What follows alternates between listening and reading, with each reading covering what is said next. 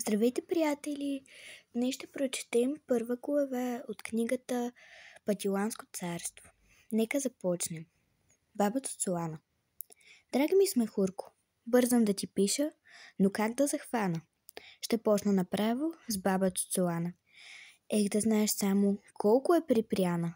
Но аз се не стреснах, прислужних и станах. Чух край мен да казват горкото момченце. Има да си пати, то не знае, че баба честичко налага. Но те не знаят, че мен Пътиланчо ме дигат и слагат. Не знам по-нататък, що има да става, но моята баба страх не ми задава. Тя лесно се сърди, ала пък и лесно гневът ти минава. Кресливичка пада, но не се преструва. А за мен Смехурко това много струва.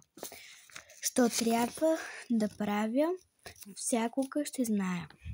Тя самичка вчера си каза каква е. Пътилане, рече, ти трябва да знаеш, че аз съм припряна. Нищо, бабо, нищо.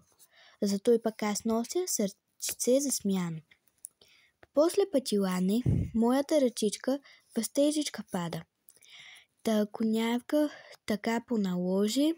Нищо, бабо, нищо. То без той не може. Добре се разбрахме. После моята баба 2 стомни донесе и така ми рече. Хей, там на Мегдана, от тук надалече, за вода ще идеш. Чешмата ще видиш, той я обичая. По вода да тръгне от сега до края. Зная, бабо, зная. И аз се затитих с шарените стомни. Тичах да се върна, та бърз и послушен, баба да ме помни. Ала нали има глава да си пачи? Без да ме се гледа, колелото блъсна, в мен съседът страти. Той литна горкият нагоре с нозете. Ала и аз щупих стомните и двете. Но стисках им здраво дръжките в ръцете. Ни жив, ни мъртъв, при баба се върнах. Щупените дръжки отдалеч тя зърна. Ех, че като викна баба Цуцулана. Абре, Пътилане, с това ли захвана? Жив не ще останеш, ако те подхвана. Но аз си разказах как белята стана. И лесно ми мина. Кой, страти ли? Рече.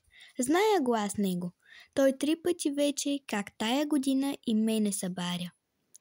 Не можа ли берем там да се прибие? Ох, стига му, бабо.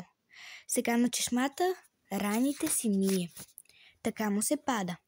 Вчера щял да смаже съседката Рада. Но той още днеска стомните ще купи. А ти сега тичай с бялото менче. Иди на чешмата. С него и да паднеш, няма да се щупи. С бялото менче донесох водица, всичко се заглади.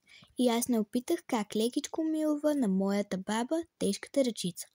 Чакай второ писмо, драги ми Смехурко. Поздрав най-сърдечен, твой приятел вечен, весел Пътиланчо.